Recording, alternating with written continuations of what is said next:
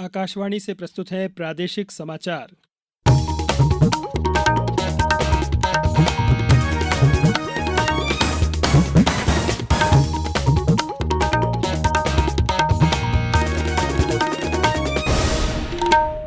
नमस्कार, समाचारों के साथ मैं नवनीत चौबे। सबसे पहले इस बुलेटिन के मुख्य समाचार।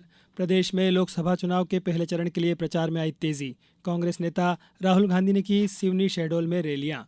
लोकसभा चुनाव के दूसरे चरण के लिए आज नाम वापसी का अंतिम दिन।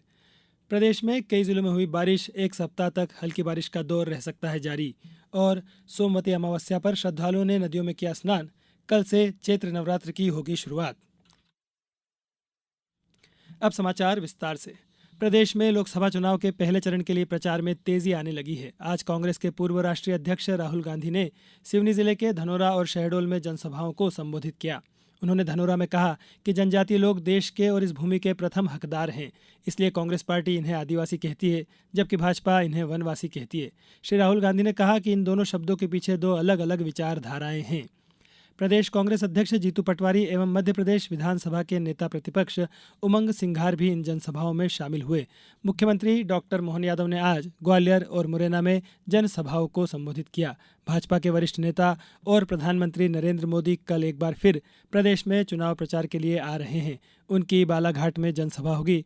कल शाम श्री मोदी ने जबलपुर में रोड शो किया था। लोकसभा चुनाव के दूसरे चरण के लिए आज रात तक उम्मीदवारों की संख्या तय हो जाएगी। आज नाम वापसी का अंतिम दिन था। इस बीच सतना में चुनाव लड़ने वाले अभ्यर्थियों को चुनाव चिन्ह आवंटित कर दिया गया है। सतना लोकसभा क्षेत्र में कुल 19 प्रत्याशी चुनाव मैदान में हैं। खजुराहो लोकसभा में आज नाम वापसी के अंतिम दिन किसी भी अभ्यर्थी द्वारा नामांकन पत्र वापस नहीं लिया गया। यहाँ सभी 14 प्रत्याशी लोकसभा का चुनाव लड़ेंगे। इस सीट से इंडी गठबंधन की सपा प्रत्याशी मीरा यादव का नामांकन पहले ही निरस्त हो गया था। दमोह में 2 उम्मीदवारों ने नाम वापस लिए हैं। यहां अब 14 प्रत्याशी मैदान में हैं। इस चरण में 26 अप्रैल को 7 सीटों पर मतदान होगा। इनमें रीवा, सतना, टीकमगढ़, दमोह, खजुराहो, बैतूल और होशंगाबाद शामिल हैं। प्रदेश में 100% मतदान के लक्ष्य के साथ मतदाता जागरूकता के कार्यक्रम लगातार जारी हैं। आगरमालवा जिले के बड़ौद में आज विद्यार्थियों को नैतिक मतदान की शपथ दिलाई गई। ग्वालियर में रैली, मानव श्रृंखला, शपथ व घर घर दस्तक इत्यादि गतिविधियों के माध्यम से जिले में स्वीप के तहत मतदाताओं को जागरूक किया जा रहा है। आज ग्वालियर शहर में जगह जगह रैली निकाली गई। छिंदवाड़ा के ग्राम जमकुंडा में मतदाता जागरूकता अभियान के तहत ग्रामीणों को मतदान का महत्व बताया गया। सामाजिक विकास संस्थान जुन्नार देव के तत्वावधान में महिलाओं और बालिकाओं के सहयोग से मेहंदी, चित्रकला, रंगोली स्पर्धा कराई गई। ग्रामीणों को निर्भीक होकर निष्पक्ष मतदान की शपथ दिलाई गई। प्रादेशिक समाचार एकांश आकाशवाणी मध्य प्रदेश द्वारा लोकसभा चुनाव में 100% मतदान सुनिश्चित करने के लिए जनता की आवाज़ आकाशवाणी के साथ नामक एक खास कार्यक्रम शुरू किया है। इसमें हम आम लोगों द्वारा मतदान के लिए की जा रही अपील को हमारे समाचारों में शामिल कर रहे हैं, जिससे अन्य श्रोता भी मतदान के लिए प्रेरित हो। आप भी अपनी आवाज़ में मतदान के महत्व पर केंद्रित अधिकतम 40 सेकंड का एक बढ़िया सा वीडियो संदेश रिकॉर्ड करिए और हमारे व्हाट्सएप नंबर 9406523035 पर अपने नाम और निवास स्थान के नाम के साथ भेज दीजिए। हम आपके संदेशों को प्रतिदिन समाचारों के साथ प्रसारित करेंगे। और हाँ, आप भी मतदान अवश्य करिए। आइए अब सुनते हैं उमरिया जिले के जलज कुमार चतुर्वेदी का संदेश। मैं जलज कुमार चतुर्वेदी, मुगवानी, तहसील मानपुर, जिला उमरिया का सभी मतदाताओं से अपील करता हूं कि लोकतंत्र के महायज्ञ में अपनी एक आहुति अवश्य डालें। ईवीएम की बटन दबाएं, लोकतंत्र को मजबूत बनाएं। धन्यवाद। ये समाचार आप आकाशवाणी भोपाल से सुन रहे हैं। हमारे समाचारों को अब आप कभी भी और कहीं भी अपनी सुविधा के अनुसार सुन सकते हैं।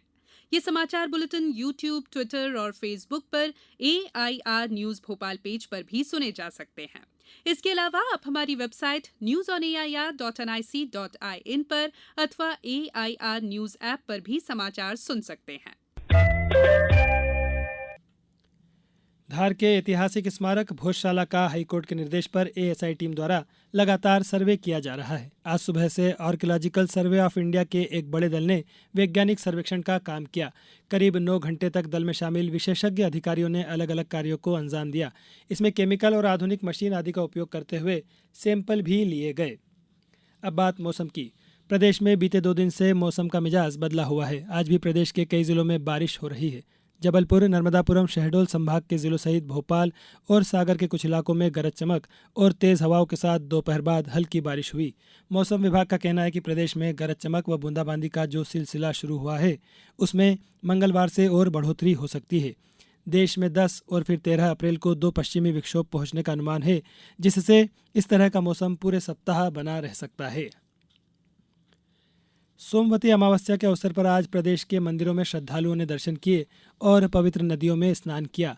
आगरमालवा स्थित ऐतिहासिक शिवालय श्री बैजनाथ महादेव मंदिर पर भक्तों की भारी भीड़ देखी जा रही है। प्रशासन द्वारा यहां चाक चौबंद व्यवस्थाएं की गई है। होशंगाबाद, नेमावर, जबलपुर सहित अन्य नर्मदा घाटों पर बड़ी संख्या में भक्त आज सुबह से स्नान के लिए पहुंचे। खंडवा में आज ओंकारेश्वर और मोरटक्का के नर्मदा के विभिन्न घाटों पर सुबह से ही श्रद्धालुओं के पहुंचने का सिलसिला शुरू हो गया था। अमावस्या पर यहां 2 लाख से अधिक श्रद्धालु पहुंचे। वहीं प्रशासन ने श्रद्धालुओं की सुविधा और सुरक्षा के लिए जरूरी व्यवस्थाएं की। साथ ही भीड़ को देखते हुए नाव का संचालन बंद किया गया। देवास जिले के नेमावर तथा धाराजी में आस्था की डुबकी लगाने के लिए भारी संख्या में श्रद्धालु पहुंचे। इस बीच कल से शुरू हो रहे नवरात्र पर्व के लिए भी देवी मंदिरों में विशेष तैयारियां की जा रही हैं। सोमवती अमावस्या पर नर्मदा स्नान के लिए जा रहे एक ऑटो रिक्शा को ट्रक ने सागर नरसीपुर हाईवे पर देवरी के पास टक्कर मार दी। इसमें 3 लोगों की मौत हो गई और 14 लोग घायल हो गए। सागर के बांदरी क्षेत्र निवासी 17 श्रद्धालु ऑटो से बरमान घाट जा रहे थे। बिना तिराहे पर क्रॉसिंग के दौरान तेज रफ्तार ट्रक ने ऑटो को टक्कर मार दी। उत्तर रेलवे द्वारा यात्रियों की सुविधा के लिए बुधवार से नई दिल्ली और प्रदेश के अशोकनगर के बीच विशेष रेलगाड़ियों का परिचालन किया जाएगा। उत्तर रेलवे ने बताया कि नई दिल्ली अशोकनगर रेलगाड़ी 10 और 18 अप्रैल को नई दिल्ली से दोपहर 12:10 पर प्रस्थान करेगी और अगले दिन तड़के 4 बजे अशोकनगर पहुंचेगी। विशेष रेलगाड़ी मार्ग में फरीदाबाद, आगरा, छावनी, ग्वालियर, वीरांगना, लक्ष्मीबाई, झांसी और बीना स्टेशनों पर रुकेगी। मुख्य निर्वाचन पदाधिकारी अनुपम राजन ने बताया है कि लोकसभा निर्वाचन की घोषणा और आदर्श आचार संहिता लागू होने के बाद से अब तक सुविधा पोर्टल के जरिए राजनीतिक दलों और उम्मीदवारों को विभिन्न प्रकार की कुल 1668 अनुमतियां जारी की गई हैं।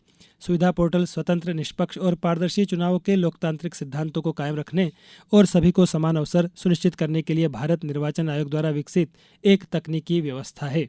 इस पोर्टल के जरिए रैलियों के आयोजन, अस्थायी पार्टी कार्यालय खोलने, घर घर जाकर प्रचार करने, वीडियो वैन, हेलीकॉप्टर वाहन परमिट देने सहित पर्चे बांटने की अनुमति भी दी जाती है।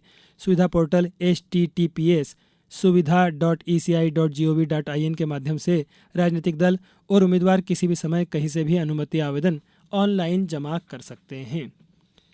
अब कुछ समाचार संक्षेप में। छिंदवाड़ा में कलेक्टर ने अक्षय तृतीया और अन्य अवसरों पर होने वाले बाल विवाह के रोकथाम के लिए लाडो अभियान के अंतर्गत आयोजकों सहित विवाह से जुड़े लोगों से जानकारी देने का अनुरोध किया है। अनूपपुर में जिला कलेक्टर एवं जिला निर्वाचन अधिकारी की उपस्थिति में नर्मदा सभागार में निर्वाचन व्यवस्थाओं संबंधी बैठक आयोजित हुई। इसमें चुनाव के संबंध में तैयारियों की समीक्षा की गई। आईपीएल में आज चेन्नई सुपर किंग्स का मुकाबला कोलकाता नाइट राइडर्स से शाम 7:30 बजे चेन्नई में शुरू होगा। अंत में मुख्य समाचार एक बार फिर। प्रदेश में लोकसभा चुनाव के पहले चरण के लिए प्रचार में आई तेजी। कांग्रेस नेता राहुल गांधी ने की सिवनी, शहडोल में रैलियां। लोकसभा चुनाव के दूसरे चरण के लिए आज नाम वापसी का अंतिम दिन। प्रदेश में कई जिलों में हुई बारिश, एक सप्ताह तक हल्की बारिश का दौर रह सकता है जारी। और सोमवती अमावस्या पर श्रद्धालुओं ने नदियों में किया स्नान। कल से चैत्र नवरात्र की होगी शुरुआत। इस बुलेटिन में बस इतना ही। नमस्कार।